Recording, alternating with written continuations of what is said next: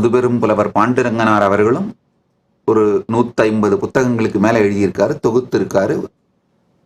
இது மாதிரியான ஆழ்ந்த சிவஞானத்தில் மூழ்கிய தொண்டாற்றும் சைவ வேளாள குடும்பத்திலே பிறந்ததனால் சிறு வயதிலேயே இவர்களெல்லாம் இதற்கான பயிற்சிகளை எல்லாம் கொடுத்திருந்தாங்க.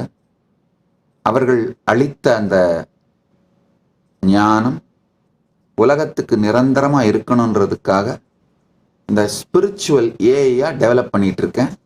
அண்ணாமலையான் கொடுத்த அனுபூதி, பரமாத்வைத்த அனுபூதி, குரு பரம்பரையாக அவரே வந்து அருளிய ஞான அனுபூதிகள் மற்றும் கருவழி பரம்பரையாக அவர் அளித்த பரமசிவ ஞானம், இவைகளை ஒன்றாக்கி உலகத்திற்காக அது நிரந்தரமாக அளிக்கப்பட வேண்டும்னு நான் செஞ்சிட்ருக்கிற